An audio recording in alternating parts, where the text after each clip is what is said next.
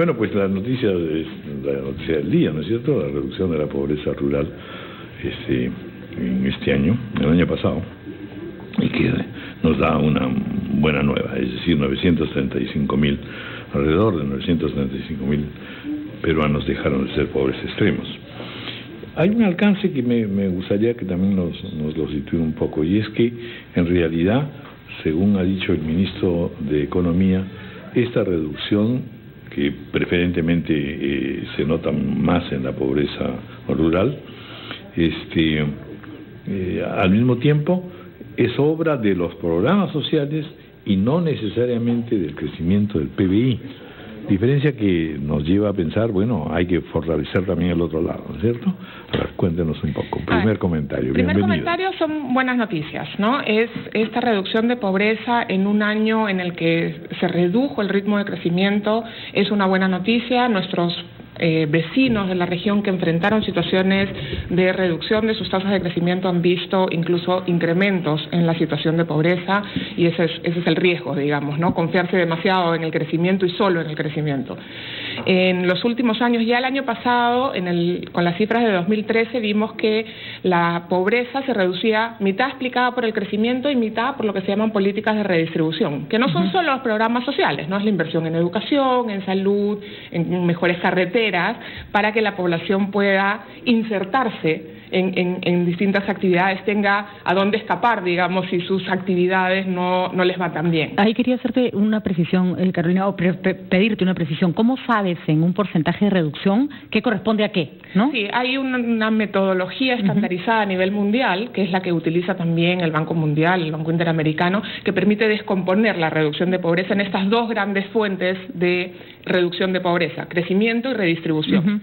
Lo que vimos en los años anteriores fue que el 80% de la reducción en pobreza venía explicada por el crecimiento. Lo que era natural porque el crecimiento era exponencial. ¿No? Ya en el 2013 vimos que era miti-miti. Y este año lo que estamos viendo es que el grueso de la reducción se explica por la parte redistributiva y no por el crecimiento. Y por redistributiva incluimos, nos estabas explicando, ¿solo programas sociales? No solo programas sociales, sino también la recomposición del portafolio, digamos, de actividades de las personas que ahora tienen acceso a otras oportunidades, ¿no? Entonces, y que viene en un paquete integral, ¿no es claro, que se ve todo como la política social, digamos, no solamente los programas sociales juegan un rol muy importante, pero no son lo único que está ahí. Por ejemplo, alguien puede tener menos dinero en el bolsillo que en los años anteriores, pero su hijo tiene mejor educación, mejor salud, mejores servicios, mejores carreteras, agua de mejor calidad, etcétera, y eso le permite mejorar sus condiciones de vida. Entonces, es interesante porque lo que hemos invertido en años anteriores preparando esta base de protección social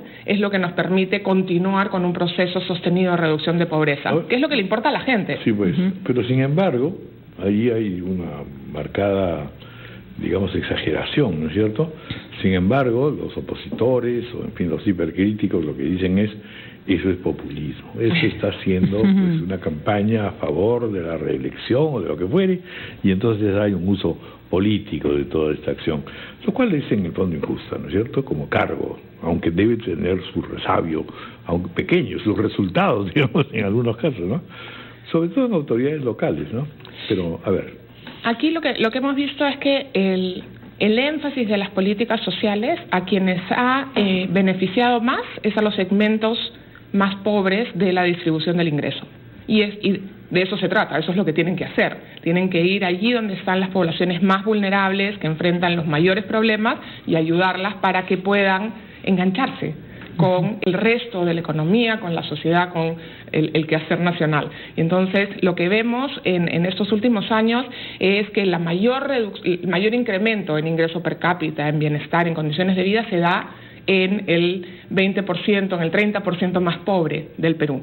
Y eso es buenas noticias. Estamos avanzando hacia un país que busca igualar condiciones, igualar oportunidades para todos sus ciudadanos. Y que no se puede hablar de populismo, digamos. No, es una obligación del Estado. ¿No? Es una obligación del Estado que se está tratando de cumplir, y todavía hay mucho trecho que recorrer, ¿no? La otra cosa, Carolina, que tú eres también actriz en todo este tema, pues efectivamente es la que se refiere a si en efecto el sistema de todo este trabajo, tanto de política de redistribución como, en fin, énfasis en todas las políticas sociales ha mejorado, porque el gran problema, me acuerdo cuando hemos estado entrevistándote cuando eras ministra, siempre es efectivamente si se logra tener, en fin, la organización, la plasticidad, y también la eficiencia. Hay un tema de aprendizaje largo. De largo plazo, es un proceso además de mejora continua, ¿no? Ningún programa es perfecto, ninguna intervención tiene todo resuelto y todavía hay espacio para seguir mejorando, y para eso es muy importante evaluar, es estar pendiente de los resultados, pero también lo que hemos visto en estos últimos años es que nos faltaba escala.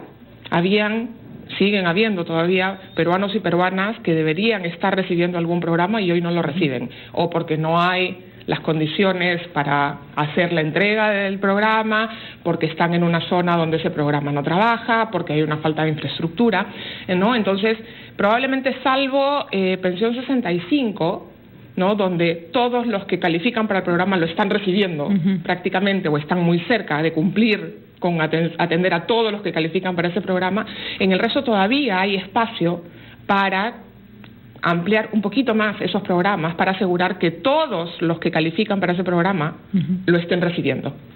Ayer escuchaba algunas críticas sobre que hay problemas de focalización y que de pronto no se estaría reduciendo la pobreza o la desnutrición en los niveles esperables porque los programas están llegando a personas que no lo necesitan. Eso es una crítica constante, digamos. ¿Cuánto de cierto hay en ese argumento? A ver, todos los programas focalizados, es decir, los que llegan a determinados individuos, siempre enfrentan dos problemas. Uno, que es el de filtración, es decir, que le das el programa a alguien que no lo necesita o que no debería estarlo recibiendo, o subcobertura, que es que no le estás dando el programa a quien sí lo necesita. De los dos problemas, el de filtración es el más mediático porque encuentras a la persona que no debía recibir tal beneficio y lo tiene y haces un tremendo descubrimiento. Como el gato de Brasil. Claro, ¿no? Pero un gato que pero en el Perú siempre tiene la tradición, por ejemplo, el vaso de leche también. Así es. Exacto. Pero el problema más importante es el otro, el de subcobertura. Y es, asegurémonos que no hay nadie que debería estar recibiendo un programa que no lo está recibiendo. Porque ahí estamos limitando sus oportunidades, sus derechos, su capacidad de insertarse en el sistema de protección. Entonces, el énfasis mayor, desde mi punto de vista, debe estar en asegurar que cerramos la brecha de subcobertura, que nadie que deba recibir un programa se esté quedando sin él, porque eso es lo más importante. Lo otro, por supuesto, hay que estarlo monitoreando de manera permanente, porque la vida de las personas, su economía, su inserción social cambia. Y entonces, probablemente quien calificó para un programa hace 5 años, quizá hoy día ya no califica. Y hay que mover el proceso de los programas para asegurar que ese flujo es captado por el programa y quien ya no necesita un programa deja de recibirlo. No se convierte en una cosa, por supuesto, permanente y fija, ¿no?, para siempre, ¿no? Y además hay que reconocer que los programas lo que buscan es reducir los niveles de vulnerabilidad. Una persona que un año tiene una muy buena cosecha de papa y hubieron buenos precios de papa, es un año en el que probablemente su ingreso crece, pero nada asegura que el próximo año va a estar igual, porque quizá el próximo año los precios no son tan buenos o hubo una helada, y si eso pone en riesgo que, por ejemplo, sus niños vayan todos los días del año a la escuela, nos conviene más mantenerlo en un programa y asegurar que sus niños van a ir de todas maneras, pase lo que pase con la economía de esa familia, a la escuela todos los días. Pues por lo menos hasta ver que es sostenible. Exacto. ¿No? Cuando es sostenible, ya salen. Puede salir, pero no antes. En general, lo que pasa por es inserción. Exacto. A una mejor etapa. Exacto. Ahí la persona tiene que tener más. Con cierta garantía de estabilidad, que no va a regresar a una situación de precariedad. ¿Y los sistemas de focalización utilizados hoy en los programas sociales son los mismos del gobierno pasado? ¿Se han cambiado? ¿Han usado otro método? A ver, son los mismos principios, es la misma estrategia de focalización, se ha fortalecido el sistema de focalización de hogares, que antes estaba en el Ministerio de Economía, hoy día está en el MIDIS.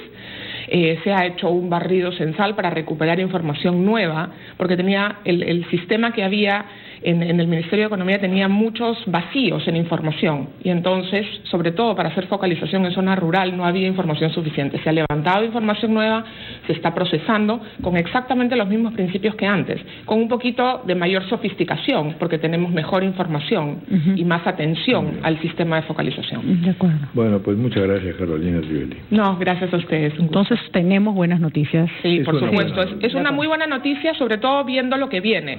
El Banco Mundial el lunes presentó su informe latinoamericano de prosperidad compartida y lo que dice es los países que van a resistir mejor el nuevo ciclo económico. Este año se espera un crecimiento para la región de solo 0.8% del PBI. Son aquellos que tienen políticas redistributivas que soportan a la población más vulnerable, y eso es lo que está sucediendo en el Perú.